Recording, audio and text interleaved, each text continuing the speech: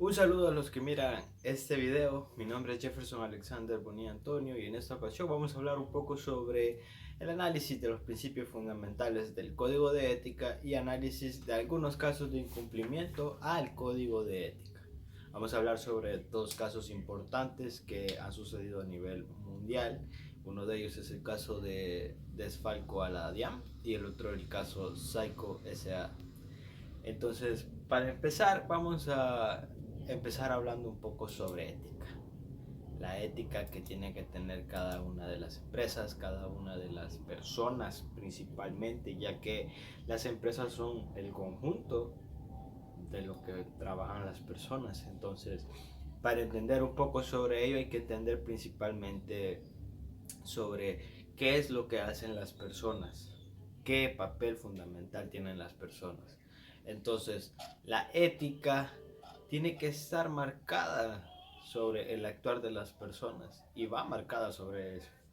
Entonces, la ética forma un conjunto de valores que cada una de las personas tienen que tener al momento de su vida, independientemente sea trabajo, independientemente sea vida personal, vida laboral, la ética tiene que ir marcada a la par. Entonces, hablamos de ética en este momento en el ámbito profesional. La ética es algo que debe de ir a la par de cada uno de los trabajos. ¿Por qué? Porque la ética es lo que permite que el trabajo sea de la mejor manera posible, de manera oportuna y de manera justa para cada una de las partes. En este caso, tanto de la parte empresarial y como de la parte en el otro lado, de la parte personal de las personas que llegan a las empresas a comprar, a realizar compras, ventas, etcétera. Entonces, la ética es un principio fundamental que debe de tener cada profesional, ya sea de la contabilidad o profesional cualquiera que desarrolle alguna profesión. La ética es algo que debe de ir marcado por ello. Entonces, hablando un poco sobre la ética, vamos a ver unos principios fundamentales que nos da el Código de Ética de El Salvador para cada una de las personas que se desarrollan en la profesión de contaduría pública y en la profesión de auditoría. Por ello hay que considerar que uno de los principios fundamentales que brinda el mismo código, principalmente en el tema de la responsabilidad hacia la sociedad, uno de ellos es la independencia de criterio, abordando que al expresar cualquier juicio profesional, el contador público acepta la obligación de sostener un criterio libre de conflicto de interés e imparcial.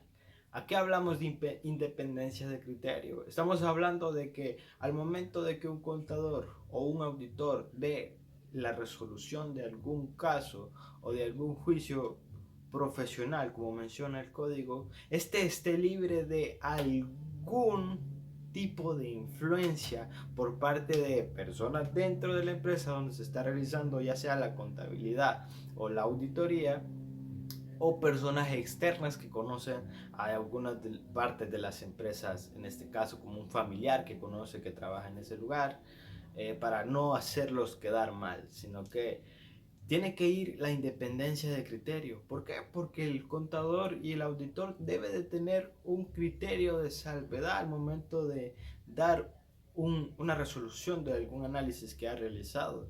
Este debe de ir a su criterio, no tanto personal, pero a su criterio profesional. ¿Qué es lo justo? ¿Qué es el deber ser? ¿Qué es lo que se tiene que realizar o qué es lo que se tuvo que haber realizado?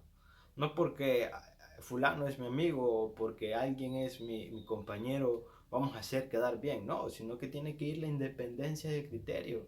No debo de ir por una parte de interés, ni debo de ir por otra parte de interés. Debo de ir por el criterio de qué es lo justo, qué es lo correcto, qué es lo que se tiene que haber hecho o lo que se tiene que hacer. Entonces, hablando de la independencia de criterio. También tenemos la otra, que es la calidad profesional de los servicios, que es un punto muy importante para cada profesional que ejerce la profesión. Independientemente sea contabilidad o auditoría, cualquier otra profesión. En esta estamos enfocados en la contabilidad y la auditoría. Pero la calidad profesional de los servicios, en la prestación En la prestación de cualquier servicio se espera que el contador público en el trabajo profesional se espera que sea profesional el trabajo que realice, por lo que siempre se tendrá presente las disposiciones normativas de la profesión que sean aplicables. Actuará asimismo con la intención, el cuidado y la diligencia de una persona responsable. En ese punto estamos hablando de la calidad profesional que debe de brindar el auditor y el contador al momento de realizar su trabajo. Es decir, una persona ordenada, una persona que trabaja conforme a las bases establecidas en El Salvador. Es decir, si sabemos que hay que aplicar alguna ley a algún caso que estamos realizando, hay que tener en claro por qué se está aplicando tal normativa, por qué se está aplicando tal ley.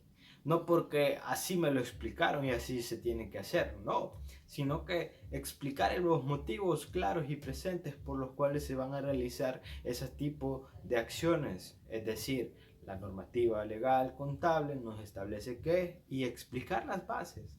De igual manera con las normas internacionales de información financiera, que son los parámetros correctos para realizar el trabajo dentro de la profesión. Entonces, la calidad profesional de los servicios debe de ir con un sumo criterio de detalle y profesionalismo al momento de realizar, en este caso, estados financieros, análisis financieros, papeles de trabajo en el tema de auditoría, cosas así, que deben de ir marcados por profesionalismo, no solamente por el detalle de presentar información y salir de la responsabilidad, no, sino que presentar la calidad y detallado del por qué se hace de esta manera. Y si hay algún error, pues presentar el error y detallarle por qué se es presente este error. Siguiendo con los principios fundamentales, tenemos el tema de la preparación y calidad del profesional. Hay que entender que el contador público que acepta brindar sus servicios debe de tener el entrenamiento técnico y capacidad, diligencia para realizar sus actividades profesionales. Es un tema muy, pero muy crítico el tema de la preparación y calidad profesional, porque el hecho de que alguien pueda hacer estados financieros no quiere decir que ya sea un profesional en ello, sino que se debe de tener, como dice su mismo detalle, un entrenamiento técnico, saber el por qué se hace esto, saber por qué voy a cargar esta cuenta y por qué voy a abonar esta cuenta. No solamente decir el que si abono esta y esta, ya hay un balance ideal porque ya tienen las mismas cantidades, no, sino que saber por qué estoy cargando una cuenta de activo y saber por qué estoy abonando una cuenta de pasivo, qué efecto tiene eso, saber el criterio, saber qué es lo que se está realizando. Por ello menciona la preparación y la calidad del profesional, saber lo que se está haciendo, tener la capacidad de analizarlo y elaborarlo de la mejor manera, realizarlo como se debe de hacer, brindar servicios con entrenamiento técnico profesional. Y si vemos, nos vamos percatando, todo lleva una relación, la independencia de criterio, calidad profesional, la preparación y calidad del profesional. Y el número 4, la responsabilidad personal. El contador público debe aceptar su responsabilidad personal por los trabajos llevados a cabo o por él o realizados bajo su dirección. Es un tema muy importante y serio de tocar. ¿Por qué? Porque al momento de elaborar los estados financieros, al momento de elaborar papeles de trabajo para el tema de los auditores, es importante tener en consideración de que el trabajo que se realice bajo su mando va a ser responsabilidad personal de él. Independientemente si yo trabajo en una empresa o sea de manera independiente, el peso cae sobre mí. ¿Por qué? Porque yo soy el que estoy realizando el trabajo, yo soy el profesional que estoy ejecutando la profesión y estoy realizando el trabajo, estoy revisando lo que yo estoy haciendo. Entonces, la responsabilidad personal es algo muy crítico y serio que se debe de tener presente al momento de trabajar en cualquier profesión, independientemente, como menciono en muchas ocasiones, no necesariamente en la profesión de contaduría pública, en la profesión de auditoría, independientemente en arquitectura, en alguna ingeniería, en algún doctorado, la responsabilidad personal es un punto serio y muy crítico, porque usted es responsable de lo que usted hace, independientemente de la empresa. El día de mañana, si usted se equivoca en un estado financiero, la empresa en la que usted pueda laborar puede hacer que sea la que está trabajando en ese detalle, pero personalmente usted está realizando el trabajo. Personalmente usted como contador está realizando ese trabajo, esa tarea. Entonces, si hay algún problema en esa tarea, la responsabilidad caerá bajo su propia cautela. ¿Por qué? Porque usted es el que está realizando ese trabajo. Entonces, la responsabilidad personal es un punto muy importante que cada profesional debe de tener. Aceptar, si hay algún error, pues aceptar personalmente, yo me equivoqué. Es de humanos equivocarse. Obviamente que hay que tener un poco de criterio, ¿verdad? Y profesionalismo al momento de si se equivoca, pues que no sea todas las veces. Que no sea siempre, cada presentación, que equivocaciones, no, sino que me equivoqué, pues ni modo, para la próxima hay que ver cómo se mejora esa situación. Si se equivocó en esto, pues hay que aprender de ese error para ya no volver a cometer ese mismo error en el próximo trabajo que se realice. Entonces, hay que tener cuidado con esos aspectos. Luego el mismo código nos menciona la responsabilidad hacia quien patrocina los servicios. Y es ahí en donde entra el tema de la responsabilidad personal siempre. Hay que tener muchos detalles con esto. ¿Por qué? Porque una de las responsabilidades hacia quien patrocina los servicios es el hecho de tener un secreto profesional. ¿Y a qué nos referimos con secreto profesional?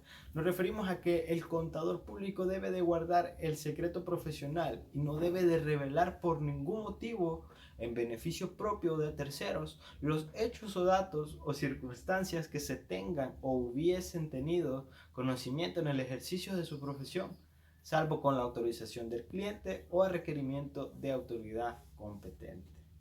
Es decir, que al momento de ejercer su profesión usted debe de tener un secreto profesional. Si la empresa está llegando a números rojos, usted no debe de divulgar la información, no debe de divulgar qué empresa es la que está llegando a números rojos. Tiene que tener un secreto profesional. Si usted lo sabe, pues solamente usted y las personas que están involucradas en esa empresa deben de saberlo. Ellos porque trabajan en la empresa y usted porque es usted el que está tratando de resolver cómo pueden llegar a una solución de esa problemática, de ese asunto. Entonces, por ello hay que tener ese secreto profesional y no buscar un beneficio propio, no buscar un beneficio de terceros, de los hechos que están ocurriendo dentro de la entidad o dentro de la empresa. Además de ello, estamos con la idea de rechazar tareas que no cumplan con la moral. Y es un tema muy importante que se debe de tener en consideración. Y es de los dos ejemplos que vamos a hablar más adelante. Rechazar tareas que no cumplan con la moral.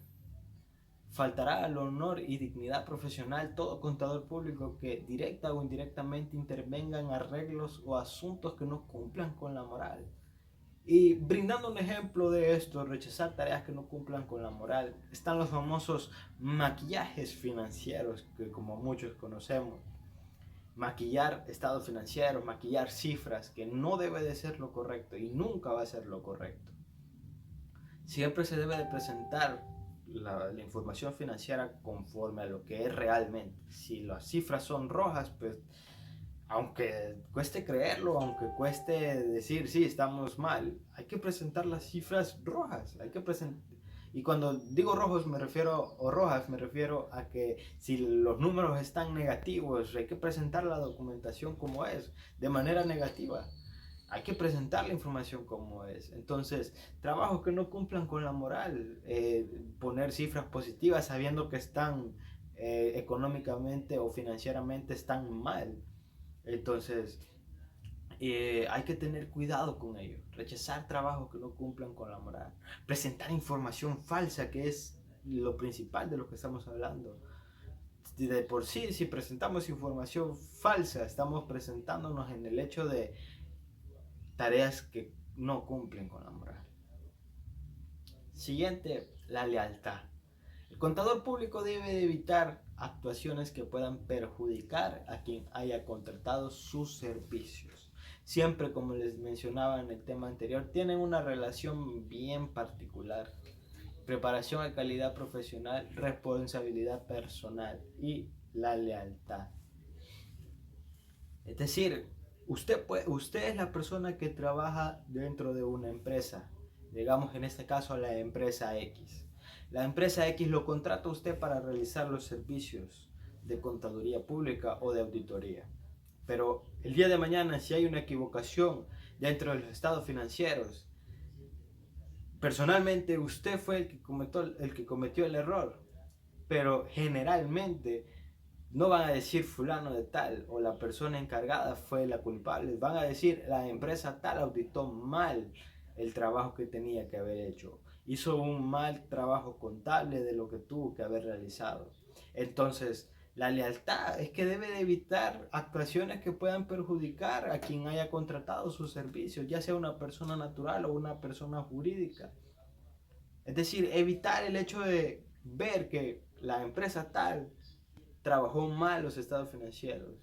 Pero hay que tener profesionalismo al realizar el trabajo. Y si se desconoce o no se sabe cómo actuar, pues ahí es donde entra el tema de preguntas, indagar, cuestionarse si está bien lo que vamos a realizar o no, indagar si no hay problema de realizar los movimientos. Por ello debemos de estar en un profesionalismo continuo y en una educación continua para ir viendo si se puede realizar o no se puede realizar, ya que la contabilidad pública es algo que no se mantiene estática. No es un conocimiento lineal, sino que es un conocimiento que se va actualizando a medida va pasando el tiempo. Entonces, hay que tener cuidado con este punto de la lealtad. Luego, la retribución económica. Por los servicios que presta el contador público, se hace acreedor a una retribución económica. Y este es un punto muy a favor para las personas que trabajan dentro del rubro, ya que por los servicios prestados se debe de recibir una retribución económica. ¿Por qué? Porque puede ser fácil el hecho de que solo son números y la idea solo es cuadrarlo o ver que las dos cifras del activo y el pasivo y más el patrimonio me dé lo mismo. No, no solamente es eso, sino que es el conocimiento que uno ha adquirido a través de años de estudio, a través de años cursados en alguna universidad o en algún curso que ha realizado para poder llegar hasta ese punto, para poder decirle, mire, esto es así y esto es así y por qué es así. Y explicar cada una de esas cuestiones. Entonces, por ello se debe de recibir una retribución económica. ¿Por qué? Porque es su conocimiento el que usted está vendiendo, el que usted está ofreciendo. Ofrezco lo que yo sé para recibir una retribución económica.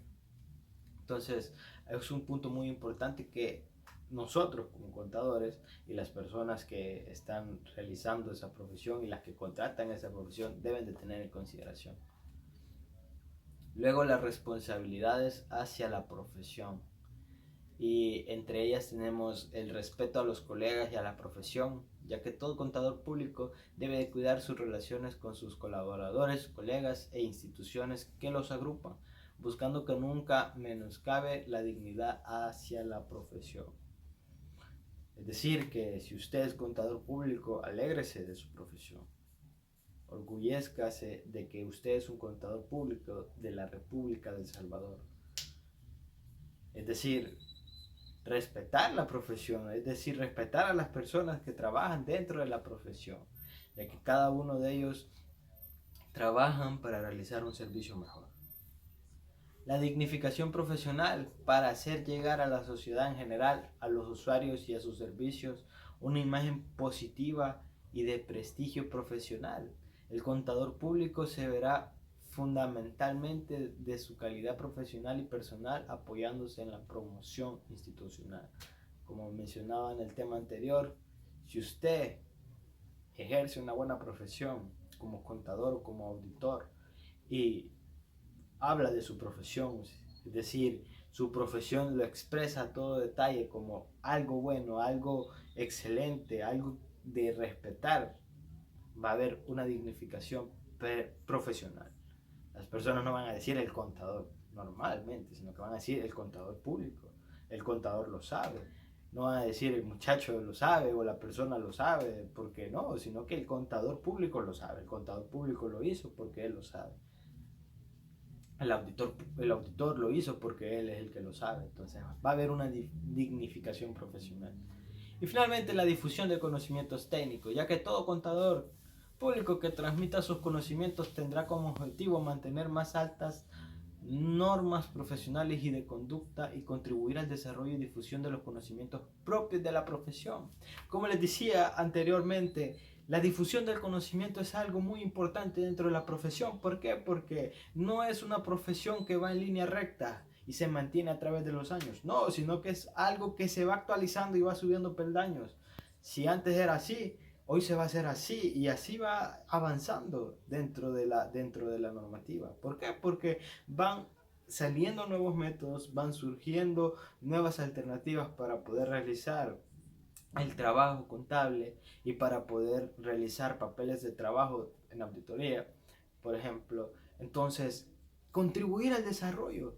Si yo sé que esto se va a hacer así, de una nueva forma, pues hay que compartir el conocimiento hacia los colegas. Hay que compartir el conocimiento a cada una de las personas que ejerzan la profesión de contaduría pública para ir difundiendo qué es lo que va actualizándose y qué es lo que ha quedado en desactualización, para ya no irlo tomando e ir avanzando. Ahora bien, con el siguiente caso, estamos hablando del caso Psycho, que es muy similar, pero en esta ocasión estamos hablando de personas, hermanos, familiares, que fueron los autores teatrales, que siempre tenían un mismo ideal, se unieron para crear una entidad que defendiera sus derechos de autor como principio universal y aplicado en los principales legisladores del mundo. De esta manera, un año después se crea la primera junta directiva de Psycho, que es la otra empresa de la cual estamos hablando, la cual estuvo conformada por el presidente señor Antonio Álvarez, y en consecuencia su objetivo principal era defender los derechos de autor de cada uno de los artistas nacionales, que a su vez representa los poseedores de diferentes obras musicales, cines, audiovisuales, entre otras. Ahora es oportuno mencionar que estaba constituida en el ente económico y que dependencias hacen parte de las irregularidades. Y la estructura de esta se formaba de la siguiente manera. Estaba en la Asamblea General de Socios, el Consejo Directivo y el Comité de Vigilancia. Según esto, en el año 2011 se adelantó en las investigaciones masivas para determinar cuáles habían sido las falencias de la organización en análisis, y de la mano del ministro de aquella época hubo algo que hizo que estas mismas duraran, la dirección de aduanas en este caso.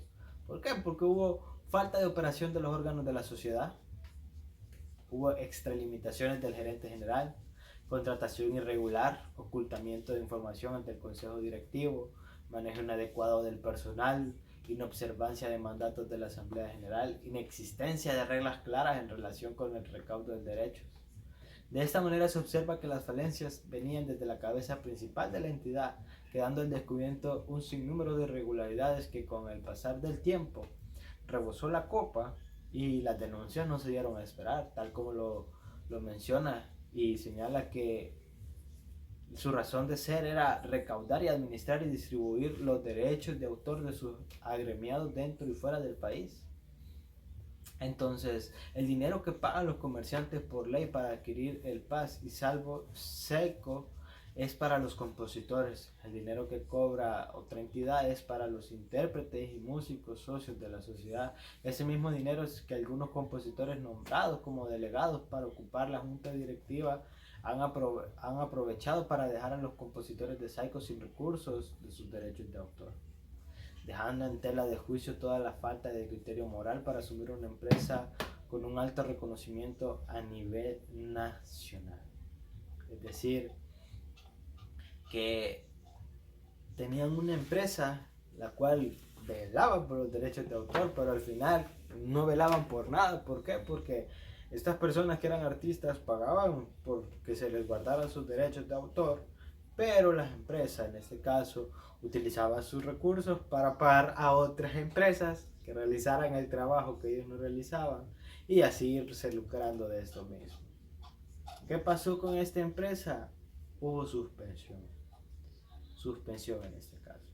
Por ello, la ética es un principio muy fundamental, por no decir el primer principio fundamental, que cada una de las empresas y personas deben de tener al momento de realizar sus trabajos profesionales. Muchas gracias. Ahora bien, vamos a hablar un poco sobre unos casos que se presentaron hace unos años de dos empresas. El tema de la ética es algo que debe de ir marcado. ¿Y qué pasa cuando no se hay ética? Pasan muchas cosas. Dentro de ello puede suceder que hayan problemas legales, económicos, financieros e incluso de personas. Entonces, vamos a hablar del desfalco de la DIAN y entre ello vamos a hablar del millonario fraude que fue planeado desde varios años, para mayor precisión desde el 2004, en donde el transcurso de dichos años se realizaron operaciones sospechosas por parte de empresas colombianas y comercializadoras venezolanas, las cuales se aprovecharon del sistema para aumentar el monto y volumen de las ventas, así recurrir a una mayor devolución del impuesto al valor agregado IVA. Como todos sabemos, ¿verdad? Hay una relación con el IVA débito y el IVA crédito. Si usted vende más, usted tiene más débito, entonces usted tiene que pagar por ese débito que usted percibe. Pero si usted es al revés, usted tiene más compras que ventas, a usted le tienen que retribuir ese crédito que usted ha pagado de más. Entonces, hay que hacerlo justo. Entonces, menciona que el negocio consistía en crear una empresa exportadora de manera ficticia. Desde ahí estamos quebrando ética, con la cual exportaban supuestamente productos para luego solicitar la devolución de IVA mediante facturas falsas. En tanto, el proceso para realizar el desfalco, de acuerdo con él, se desarrolla de la siguiente forma. La empresa exportadora no realizaba los trámites para exportar los productos, sino que se valía de la empresa Consultores y Asesores R&B SAS, la cual a veces de la sociedad de intermediación aduanera, para que realizara todas las diligencias. Esta fue constituida el 25 de enero del 2006 como limitada y posteriormente modificada a SAS, Sociedad Anónima. El 27 de agosto del 2009, cuya actividad, según el registro único tributario, era exportación, cuando cambiaron de denominación. Asimismo, los proveedores, que fueron de papel, pero con vida jurídica en los documentos, eran propios de la empresa exportadora, a quienes pagaban el IVA de las mercancías que compraba y que posteriormente destinaba para la exportación. De igual forma, la empresa exportadora en cuestión presentaba ante la DIAN la declaración de IVA de manera bimensual que paga a dichos proveedores y el que recibe los productos que lo vendía. Para hacer efectiva la exportación, la entidad encargada de realizarlo, ¿verdad?, presentaba una DEX, que era un documento de exportación, a la DIAN, que es la Delegación de Aduanas, para relacionar la mercancía enviada al exterior.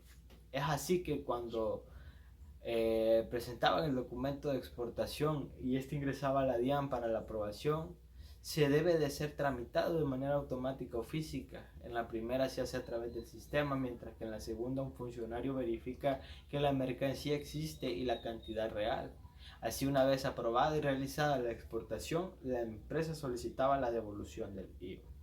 Entonces, el fraude continuaba cuando la DEX de la empresa exportadora se tramitaba automáticamente, sin revisar la existencia de la mercancía, o chatarra en este caso, ni el respectivo monto, quedando aprobado para ser enviado en contenedores a muchos países. Posteriormente, el trámite de devolución de IVA lo realizaban los funcionarios de la División de Fiscalización de la DIAN, donde verificaban solamente a un proveedor, que en este caso era el de mayor monto, de todo el listado que aparece en la solicitud de devolución.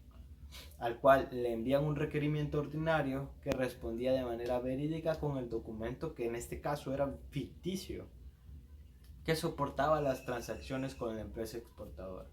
De tal manera se evidencia una estructura preparada y dirigida para todo aquel que se llevara a cabo en el periodo inferior a 10 días.